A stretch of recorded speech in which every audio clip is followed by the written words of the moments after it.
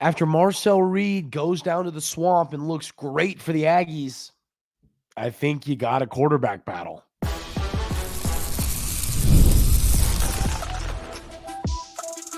You are Locked On Aggies, your daily podcast on the Texas A&M Aggies, part of the Locked On Podcast Network, your team every day. Welcome on into Locked On Aggies. I'm your host, Andrew Stefaniak. Thanks for making Locked On Aggies your first listen every single day.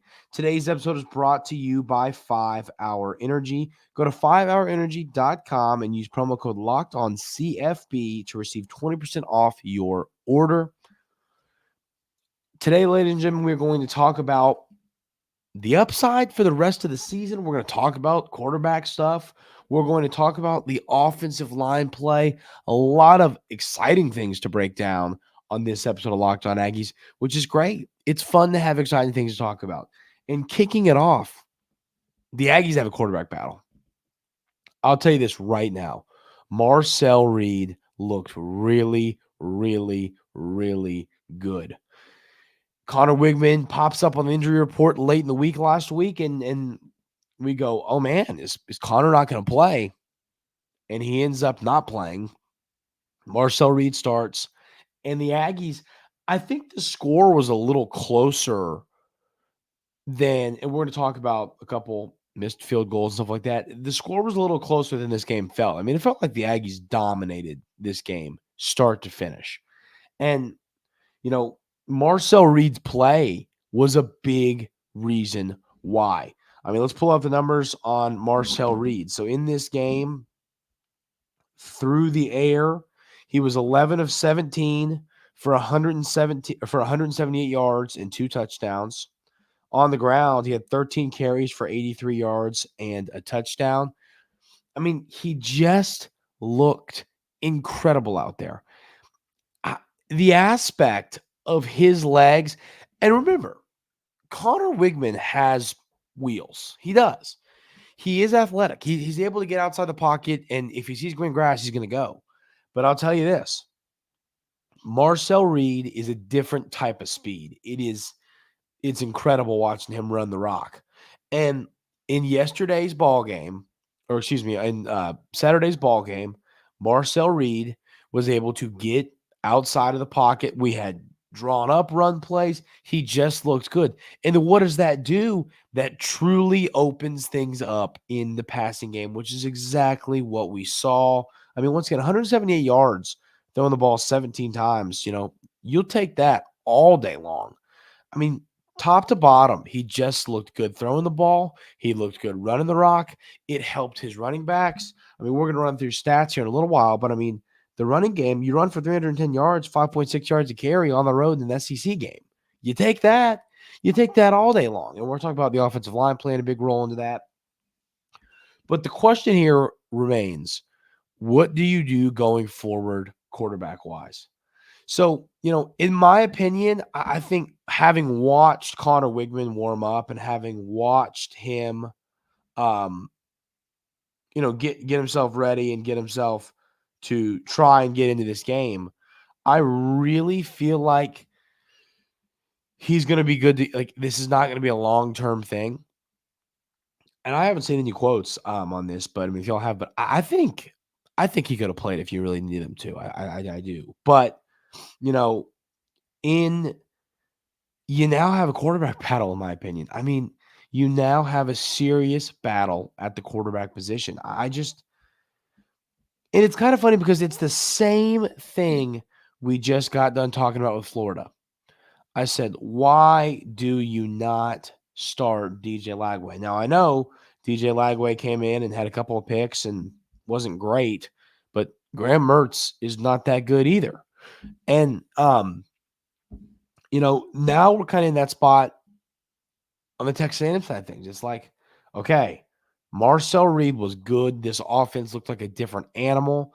This looked exactly what you wanted. This is exactly what I wanted to see in this game against Florida. I wanted to see, okay, is Texas A&M, I do not believe Florida's that good. I don't. I believe this staff is going to be gone very, very soon. But I also believe that you know, this offense was great. And that's what we wanted to see in this game. I talked about it all week long. We just wanted to see this offense prove they can hang around a little bit and they can win us some games in SEC play. And I think that's exactly what they did today. I mean, like, we're going to talk about the rest of the season here in a minute, but once again, I mean, you've got to feel a lot better in the smaller games now, and then not, in the Arkansas and Mississippi State. We'll get into that, but you got to feel much better with the way this offense played. Um, so you know, uh, who starts at quarterback going forward? I just don't know, ladies and gentlemen. Um, here's the deal. Here's my opinion. And those of you that watch this show every day, those of you everydayers here at Locked On Aggies and have listened to me all off season long, I am a massive Conner Weigman guy. Massive. But here's the deal. When someone plays as good as Marcel Reed played and his offense looked as good as it did, I don't know how you don't play him. I think Marcel Reed should be the starting quarterback for the Aggies going forward. Now, key here. I don't really. This will be interesting. Now, you play Bowling Green. I don't know what you do there. I mean, I think what you do there is you give Marcel Reed the start and see if he can stack solid performances. And then if he is, in fact, able to do that, then you throw him out there against Arkansas. I mean, really, I think that's what you do here. So I think that you roll with Marcel Reed. I mean, he was too good. I believe in Conner Weigman. I believe he's still got a solid college career ahead of him. But here's the deal. We all know this. In the new world of college football, if Marcel Reed takes this job over, you're probably going to see Conner Weigman hit the road. And that's just because Marcel Reed is a redshirt freshman. He has a lot of football left in front of him. So, I would not be surprised if Marcel Reed takes over this job, if Conner moved on. And once again, if he does, I still believe in the upside he has there. But here's the problem. Marcel Reed is really good. It's not like Conner's getting replaced by a bad quarterback. I mean, Marcel Reed is really, really, really, really, really good. And that's exciting. That should be exciting to people. So I have a feeling this coaching staff, Conner did not play well against Notre Dame. We all know that. We all saw that. We know that. That's the reality here. He did not play well. So the point here is this. With that being the case, I think that you have to move on to Marcel Reed and see what happens. Knowing he played well, I mean, it will be so frustrating if you go play Arkansas, and once again, that is another game. That's the game where you're going to be playing. It's a neutral site game. It's in Jerry's world. I think that if you play Conner Weigman in that football game, and the Aggies offense does not look good, and you drop that game, people are going to be really, really frustrated. So I'm just looking at this once again. Y'all every here at Locked On Aggies know how big of a Conner Weigman guy I am. I am a huge Conner Weigman guy. Marcel Reed just flat out looked too good to not be in the lineup.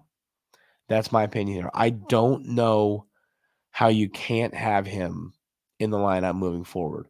So we're going to see. This week is going to be very, very, very interesting because once again, you play Bowling Green.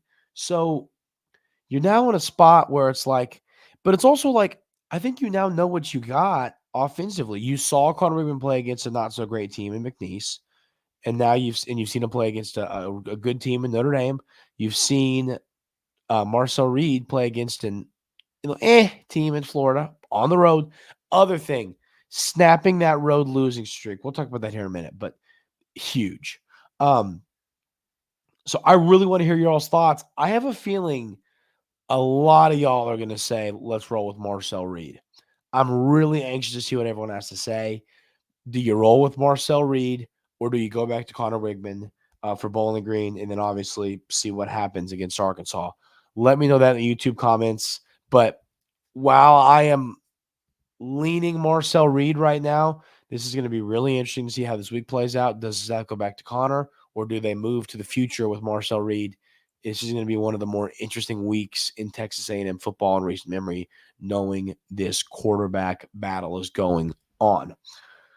We're going to talk about a little bit of the rest of the season upside after getting this win, and we're going to run through some stats. We'll do all that coming up right here on Locked On Aggies.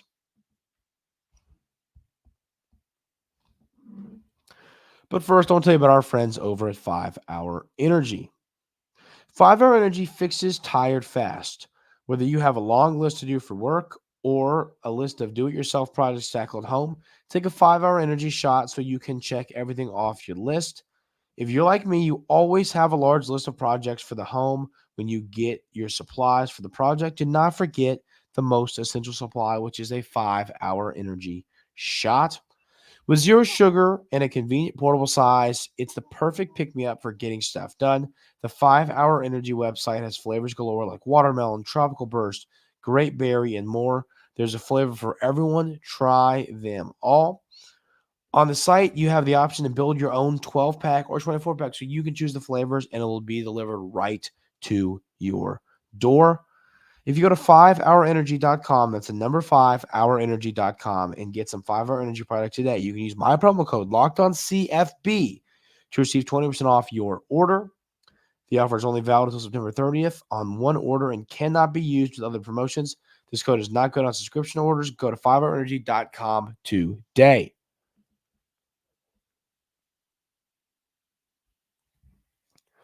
So, ladies and gentlemen, rest of the season outlook. Now that the Aggies are 2-1, you got your first SEC road win. And once again, to me, the big thing here is ending the losing streak on the road. It was about to be 11 games if you lose that one.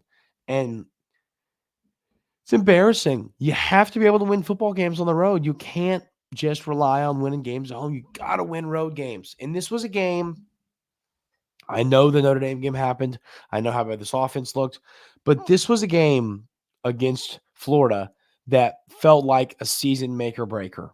If you lose this game, I mean, it's not like you pack it in, but I mean, man, overachieving then becomes really, really difficult.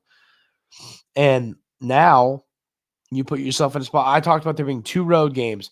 And now probably you mix 3 in there. South Carolina, they went on the road and they beat Kentucky. They looked solid at home against LSU. Losing late was painful for the Gamecocks, but still. So I'll say that there's 3 road games I'm worried about. Mississippi State just got steamrolled at home by, who did they even lose to again? I got to look that up.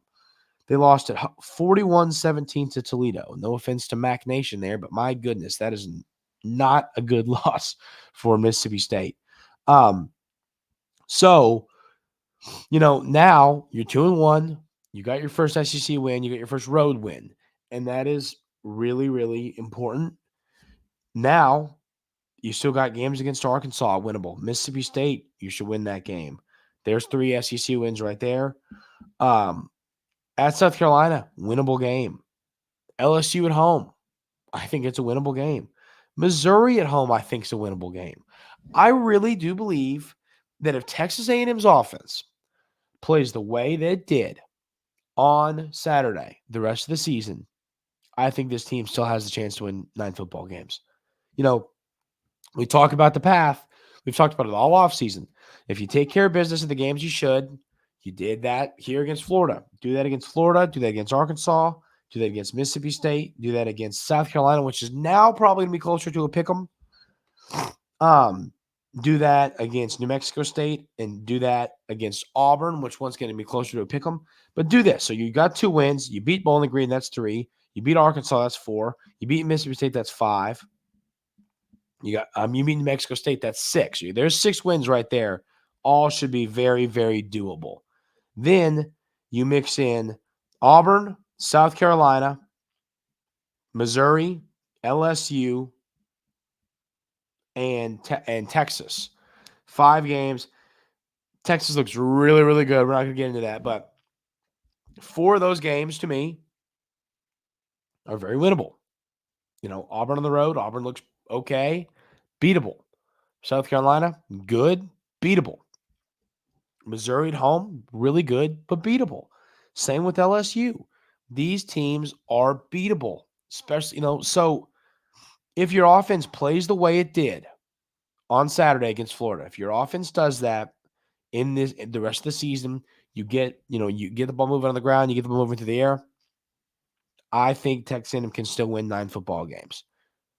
And I talked about the Notre Dame game. It was awful. It stunk. But if the offense is able to rebound, this team's going to be okay. The offense played the worst possible football game it could have against Notre Dame.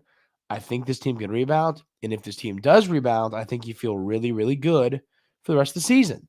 So, and I'm not saying, oh, we beat Florida, we're winning the national championship. That's not what I'm out here saying.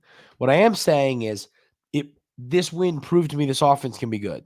And if this offense can be good, this team can be good because we know how good this defense is. So, yeah, I'm fired up, and I believe that this team is capable of winning 9 football games.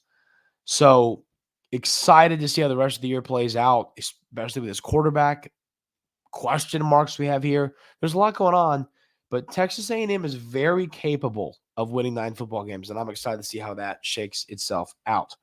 I want to talk about some stats in this game. So first of all, you have 3 interceptions in this game, which was exciting. Bryce Anderson took the tipped pass to the house. That was great. Then you also had an interception by Marcus Radcliffe and an interception by Javon Thomas. Love turnovers. Turnovers are huge. No, rocket science there. That's just the reality. Offensively, we talked about Marcel Reed stats. Le'Veon Moss, 18 for 110 yards, 6.1 yards per carry. Amari Daniels, 13 for 68.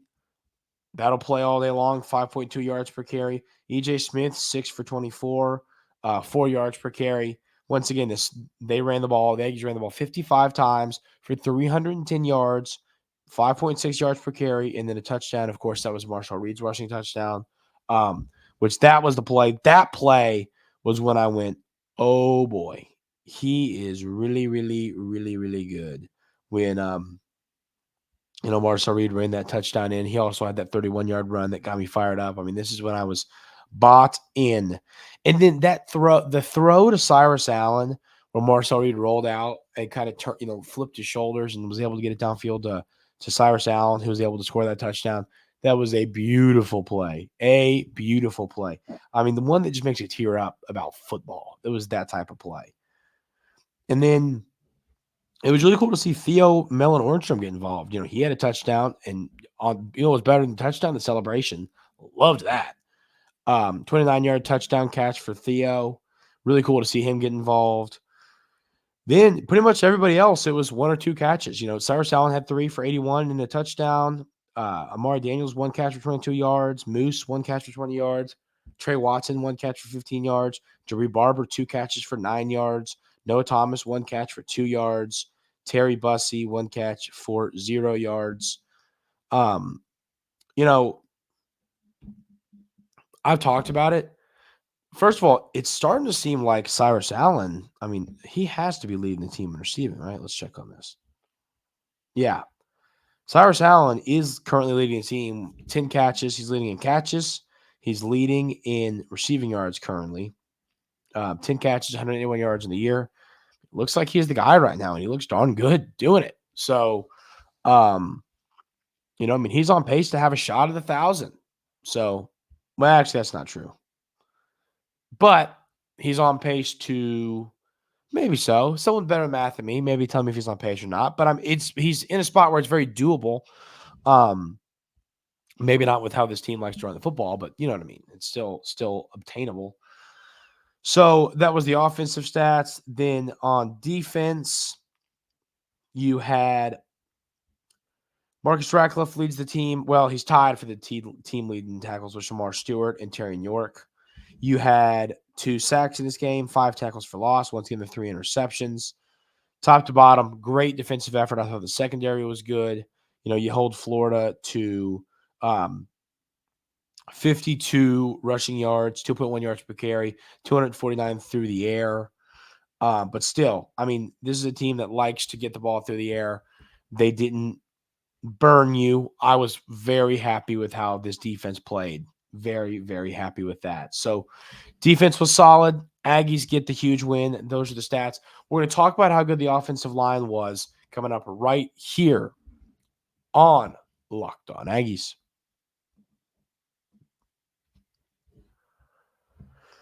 But first, we'll talk about our friends over at FanDuel. You've heard us talk a lot about FanDuel, America's #1 sportsbook. Well, we have something a little different for you. Now through September 22nd, all FanDuel customers can bet $5 and get a 3-week free trial of NFL Sunday Ticket from YouTube and YouTube TV. Then with the YouTube TV base plan, you'll be able to watch every regular season Sunday afternoon out-of-market game. All you need is a Google account and a current form of payment, and you can cancel anytime. Just visit FanDuel.com to download America's #1 sportsbook today.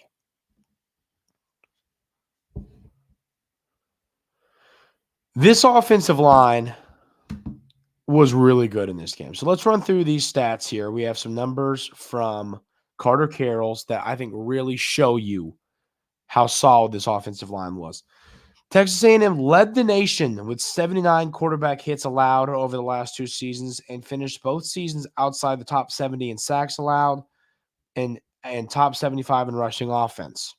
In 2024, A&M has given up only 1 quarterback hit and 1 sack, ranks 3rd in tackle for losses allowed, and ranks 9th in rushing offense. I mean, this is partly due to how good Colin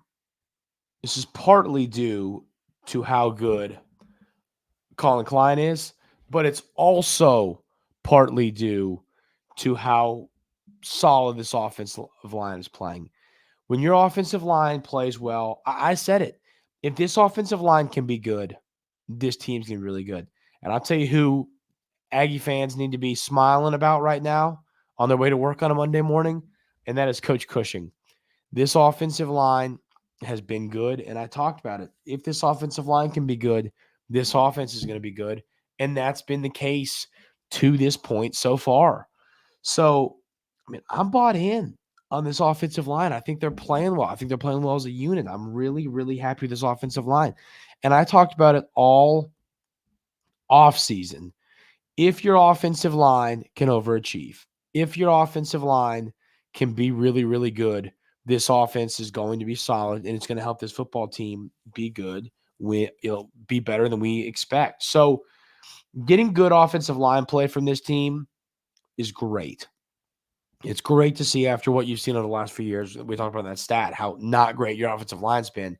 It's really good to see this team, top to bottom, offensive line-wise, playing well, because it just makes it easier on a young quarterback in Marcel Reed. It makes it easier on Conner Weigman. It makes it easier on your offense from top to bottom. So you got to be fired up about the way this offensive line is playing a few games into the season. I know I am. Once again, that's another thing. My confidence in this team having a chance at overachieving really, really is boosted by the way this offensive line played in this game and the way I believe they're going to play the rest of the season.